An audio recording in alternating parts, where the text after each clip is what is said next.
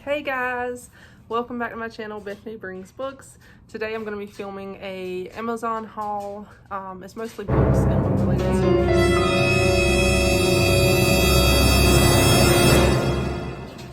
Stormy, what are you doing? Get down. Get down. It's Stormy. Stormy is... You want to be on camera? Huh? You want to be on camera? So what is that?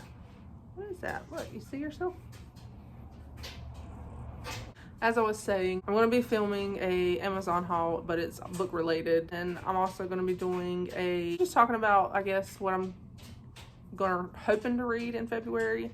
This is definitely not a TBR, but it's going to be more of like what people call like a pile of possibility video, whatever, pile of possibilities.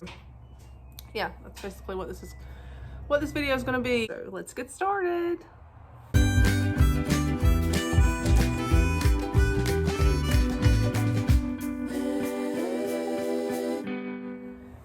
So as far as the Amazon haul, it is pretty much books because and there's like two things that are not books, that are not books per se, but anyway, we'll get into that. But I had a gift card from Christmas that I've been holding on to, and I also had some points, like reward points with my Amazon card, so I was able to get this stuff and had another Amazon gift card, so I was able to get some of this stuff, or get this stuff with those points and gift card. Holding on to them, trying to figure out what I wanted. But anyway, I got two things I got. I'm gonna go ahead and mention that are not on this video are silk pillowcases. I've been wanting one for a while now anyway, to help. Supposedly they're supposed to help with like hair frizz, especially if you have curly hair. So I got those. I got 2 sets of them, just plain white silk pillowcases. So that was 2 of the things I got. Then the other things I got, first of all, I'll show you the non-bookish stuff. I mean, I'll show you the non-book stuff. It's still bookish related.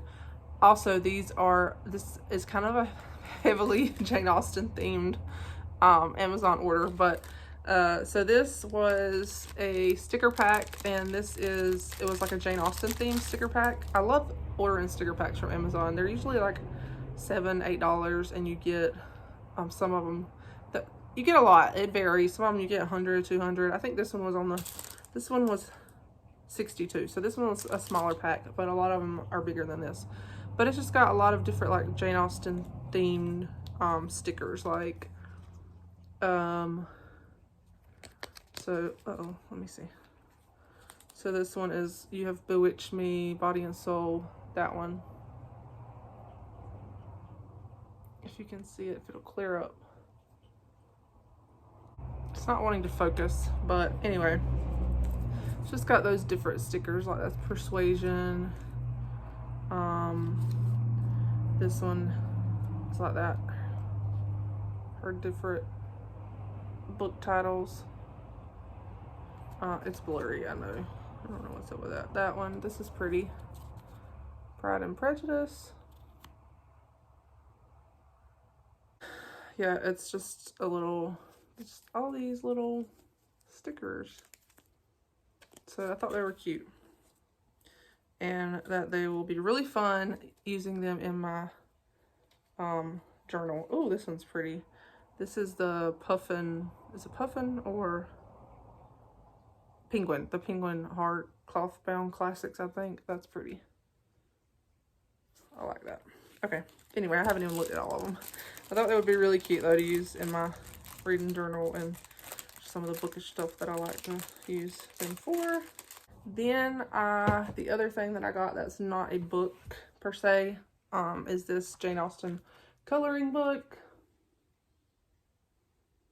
It's the Witty and Wise coloring book, and it's not quite what I thought it was going to be. I thought maybe it was going to be like pictures, like drawings of characters from the books, but it's not. It's more like this type of thing, like a picture with a quote from the book. So I was a little bit disappointed with it because I prefer like pictures with like more interesting stuff on it to me. These are pretty, but Anyway, when I'm coloring, I like something a little bit different. But I did start coloring this one. If I Loved You Less, I might be able to talk about it more. I love that quote from Emma. So, got that. I love these colored books. Miriam talked about them on a video of hers, like the Creative Haven books, and so after that, I ordered some, and since then, I've ordered, like, off and on. I'll just go order some, because they're only, like, $5-6. Sometimes they'll be even cheaper than that on sale on Amazon, so I really like those. And then, one of my favorite things that I got in this was this. I thought I wanted to at least spend some of the gift card money on a really pretty classic, because I really want to collect pretty classics. The more that I read them, I just would love to collect pretty ones, and they're not something that you can get, you know, they're usually not the ones you find at the thrift store. They're usually a little bit more expensive, so they're not something that you're going to get every day or super often. So I thought, if I have a gift card, then yeah, I would like to go ahead and spend it on at least one really pretty edition. So I got this for edition of Emma by Jane Austen. But what I love about it, and it's this gorgeous, it has like this really pretty, like, it feels embossed kind of. But what I love is the fact that it has all these little, like, inserts, stuff like this right here. This is a map of Highbury and surroundings. It's not really a map, it's more of drawings of the different places.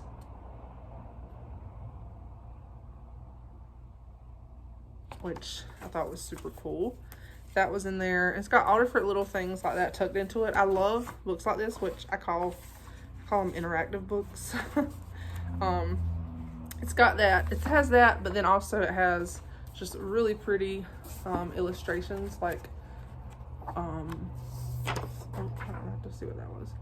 Really pretty, like, everything's falling out. Let me find an illustration, I'll show you. It just has all different little drawings in it, like it might have a flower on a page, or I think on the section where it's Christmas time, it has like holly berries or mistletoe. So that's really cool. But then it also has stuff like this. This is rice pudding recipe, and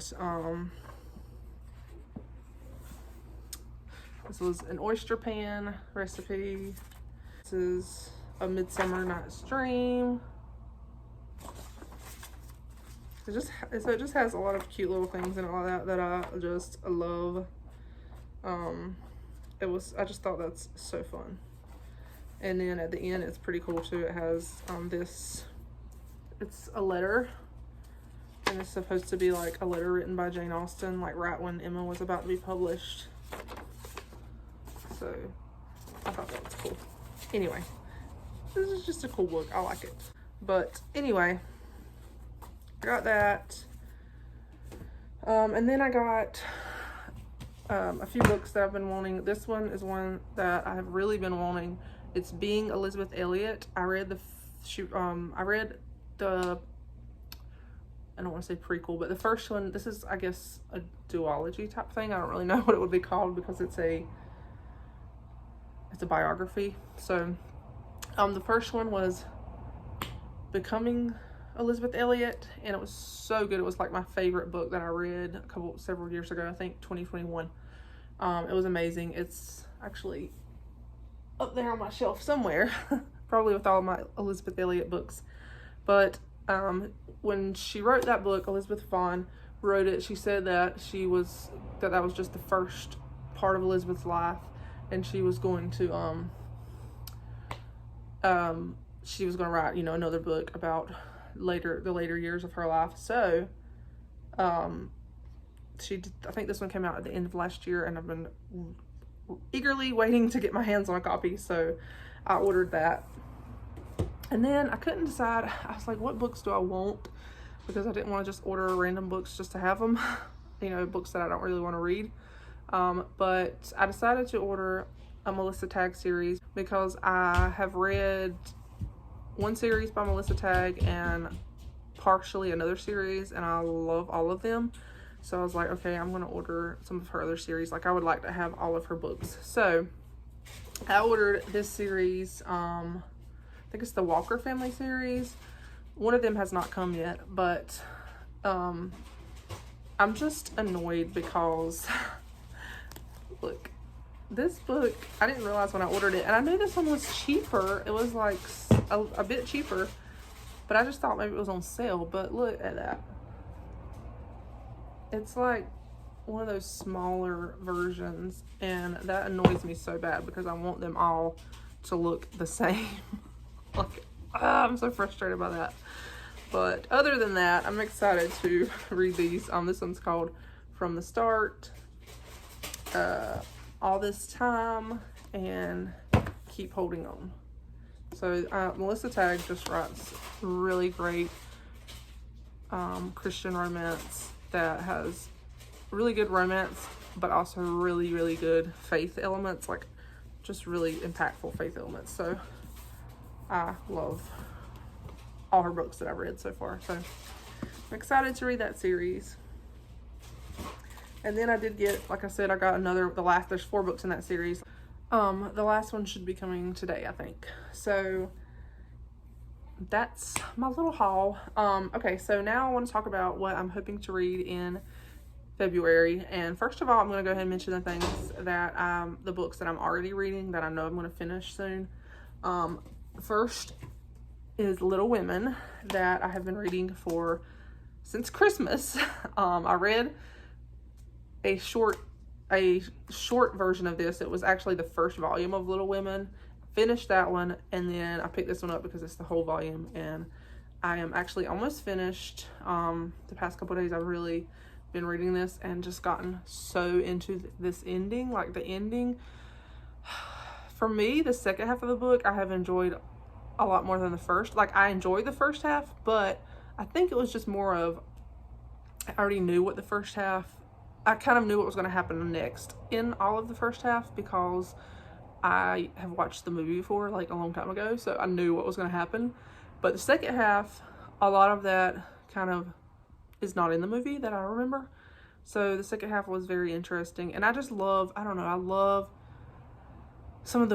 there's so much wisdom in here that I love and that I want to go back and reread and highlight. I haven't been highlighting this time around, but I want to go back and reread it and highlight it, and just, I don't know, this book is definitely going to be a favorite, like absolute favorite of mine. I want to reread it again and again. I love it so much. I love the wisdom. I love the wisdom that Louisa May Alcott inserts. I love Marmie's wisdom. I just love so much about this. It's so good. I was literally sobbing yesterday, bawling my eyes out because of some of the stuff that happens at the end. Y'all know. Y'all, I was just, oh my goodness. But I've only got that much left, this much right here. So I'll probably finish it tonight. But this book, y'all, it's going on my favorites of all time list. And then I've been reading a Susan May Warren book. I forgot what it's called. But I'm reading the first one in that, and I actually have enjoyed it quite a bit. But I want to finish reading that one. I've been reading that one off and on for a while too. That one's a library book, so I need to go ahead and finish it. I'm also reading The Blooms That Broke Us by Ashley Deal. I'm reading that as an ebook. So, I'm actually almost finished with it too. I'm like 80% finished, I think. Something like that. So I should finish that one this week too. I read like 60% in one day, and it's really thick. It's like 400 pages. When I read all that, I was like so tired. I was like, okay, I just need to skip ahead and see what happens. And I did, but I still want to finish it, like actually read it. So that's why after I read the 60%, now I've kind of slowed down. I've been reading the rest of it slowly, but it's so good, so impactful, so powerful. I'll talk about it more whenever I finish it. But so those are the ones that I am definitely planning to read. And then for some of the other ones on my list. So I'm actually doing a couple of reading challenges this year. I'm doing Chantel's Read Your Bookshelf Challenge. So I read Prince Caspian, which was read a book with a cat on the cover. So I don't have the thing here, I'll have to show y'all later. But she had a whole like thing that a whole printout, and you could take two paths. One was the L.M. Montgomery path, and the other one was the Arthur Conan Doyle path. And I think that's what they are. I don't think they're Sherlock and Anne. I think it's the author names, I think. I don't know. But anyway, so I took the L.M. Montgomery path or the Anne path, whatever, whichever one it is. And it might be Anne. I don't know. So last month I read a book with a cat on the cover. I read a Narnia book because, yeah, I mean, a lion is a cat. So that's what I read. So this month, the prompt for the Anne one is to read a book that's over 400 pages.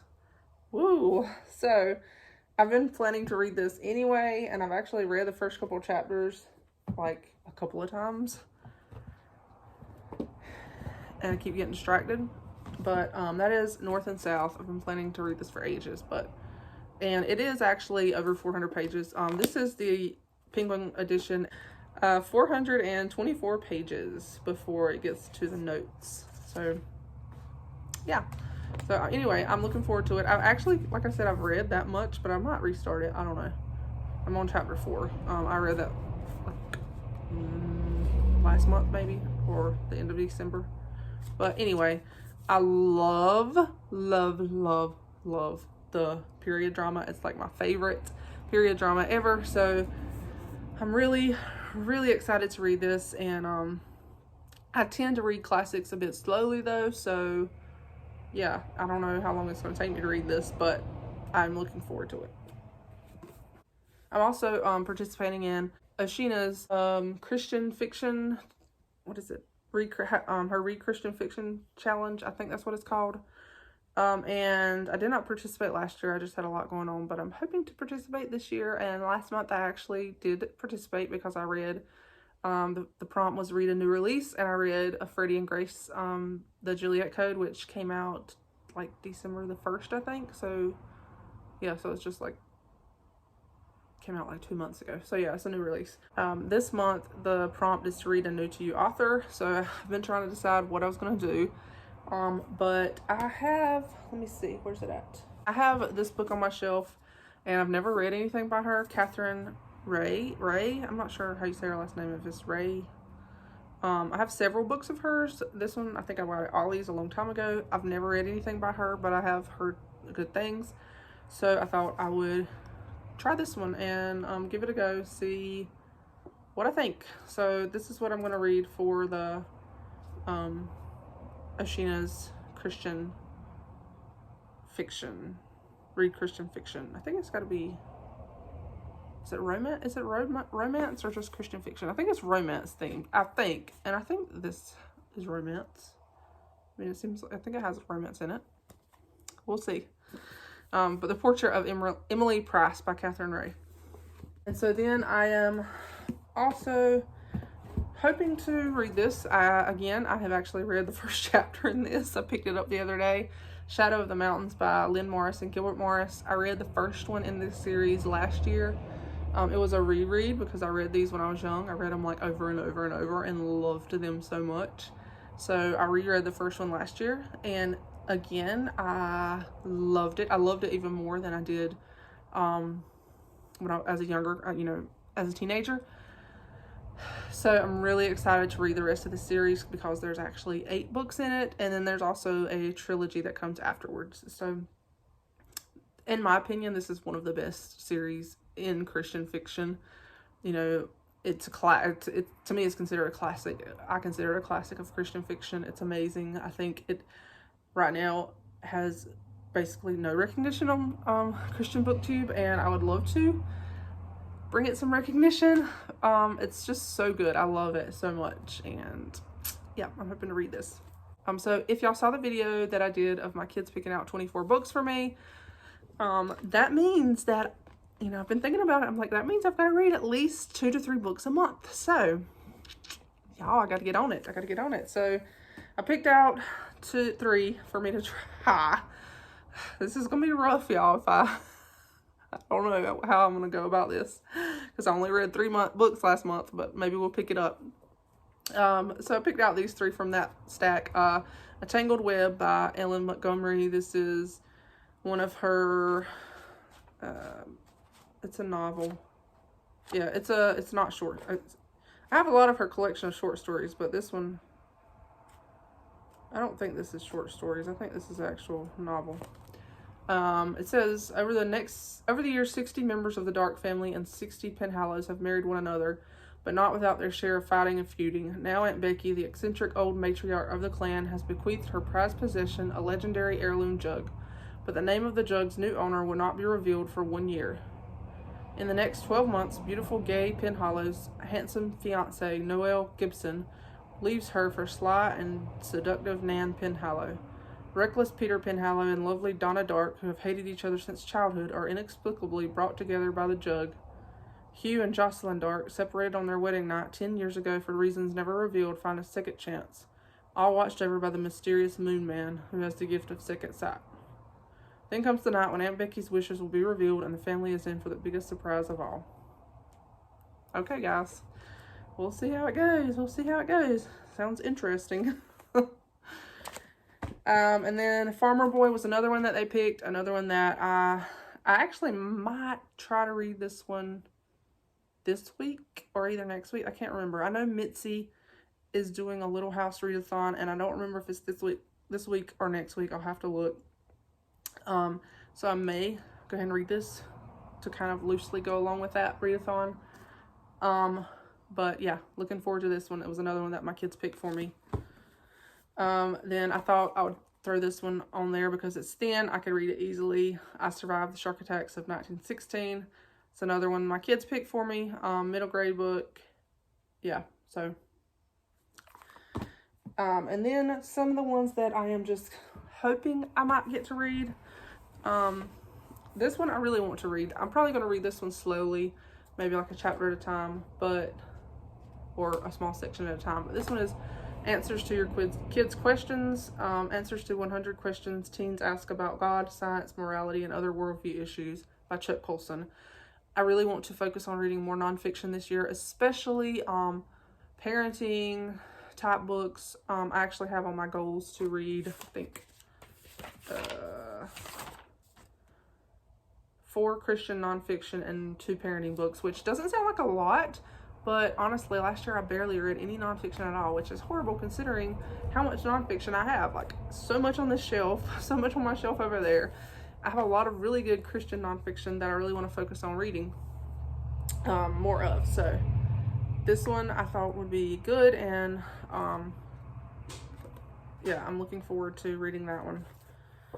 Also, one of my goals was to read 12 Nancy Drew books this year, because I have a huge Nancy Drew collection and that I want to read all of them. I read most of them as a kid, a lot of them as a kid, and I'm trying to like reread them, read them again. So this one, The Secret of Shadow Ranch, is one that I hopefully will get to. I don't know for sure, but maybe. And then another Christian fiction that I would really like to get to is Appalachian Song by Michelle Shockley. I read Under the Tulip Tree by her and loved it. I also have her second book, but I haven't read it yet. And this one just sounds really interesting. It's about it says Bertie Jenkins has spent 40 years serving as a midwife for her community in the Great Smoky Mountains. Out of all the mothers she's tended, none affects her more than the young teenager who shows up on her doorstep, injured, afraid, and expecting one warm June day in 1943. And then it says more stuff, but I'm not going to go through all of it. But anyway, I think it's dual timeline, I think. But I love the Smoky Mountains. I've really learned to enjoy reading about like Appalachian culture. I love midwifery. It's an area that I really wanted, like I have dreamed of going into as a nurse, like as a nurse midwife. I've dreamed about it for ages and still dream about it. Don't know if it'll ever happen, but it is a dream of mine. I love just reading about midwifery, and actually all of my children were delivered by midwives at a birthing center, so I opted for more of a like relaxed birth, you know, no pain medication, you know, birthing at a birthing center, freestanding birthing center, not a hospital, with midwives. So I just love that aspect. I don't know, I just love it. So yeah, this one sounds interesting and I really would love to read it. And then I'll just show y'all, I'm sorry, the sun, I've got my lighting is off or something, but I'll just show y'all a few books I have checked out from the library that I don't know if I'll read, but I do have these out. So this one is Medical Judgment by Richard Mabry. This is actually by a doctor. I think when I was younger I read some books by him, but I haven't read anything by him in years. So it sounds interesting though. It says it's about a woman who lost her husband and daughter. Then there's like a fire in her garage, and her late husband's best friend and recovering alcoholic detective. Oh, her late husband's best friend and a recovering alcoholic detective are trying to solve the mystery of like the garage fire and stuff before too late. And it's basically kind of like a medical mystery, I think. So it sounds interesting. I heard some amazing things about this book, The Nature of Fragile Things by Susan Meisner. I have not read anything by Susan Meisner. I've heard that her books can be very emotional, I guess. I pack an emotional punch. And then also I read this first book in the Blackguard series like a couple years ago, I think. This is the second one. I want to read it. If you don't know what Adventures in Odyssey is, it's a kids radio show by Focus on the Family, Christian radio show. I have listened to it my whole life as a kid, and now my kids love to listen to it. And so this is a book series based on one of the main storylines that happens, like a mystery storyline thing that happens during the series. This is a book based on it, or it's a little book series. So I enjoyed reading the first one, so I want to read this one too. And so there's my list of possibilities. Oh, I will throw this one in here too. Getting to the Other Side of Grief. Maybe I'll pick this one up. I'm not sure. I really feel like I need to read something on grieving. I feel like some days I don't know, I feel like I'm still in the thick of grief some days, and some days I feel like maybe I've closed myself up in some ways and not processed some of my grief and trauma appropriately. I really, really, really need to see a therapist, and I just haven't. It's more of just I guess I'm scared to go to one that I don't like. I'm like, what if I go to one and I don't like them? So anyway, I've reached out to a couple, but they don't accept my insurance. So anyway, we'll figure it out. I'm gonna figure it out, and we're gonna work on it, and God's gonna help me through it. He's helped me this far. He's given me much grace, much strength, and he has just been faithful to me throughout the grieving process, throughout this grief journey.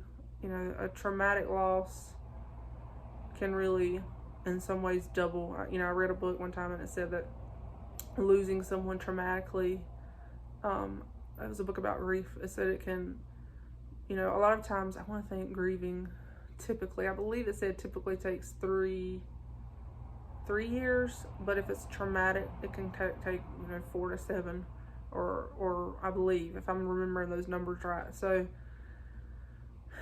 and my loss was definitely traumatic, very traumatic. So, yeah, it's hard for someone to understand if they haven't walked through grief, but anyway, I'm hoping reading some more about it will just help heal me in some ways and help me figure out how to process my own grief and process what I've gone through and just figure it out. But anyway, guys, thank y'all for watching this. This is my little book haul, what I'm hoping to read in February. And anyway, thank y'all for watching, guys, and I would love to hear in the comments if you have read any of these books, if there's any that you think I should prioritize, like that you think I should definitely read, prioritize. Just leave me a comment down below and let me know what you think I should prioritize for my February reading. Thank y'all guys for watching. I will talk to you later. Bye bye.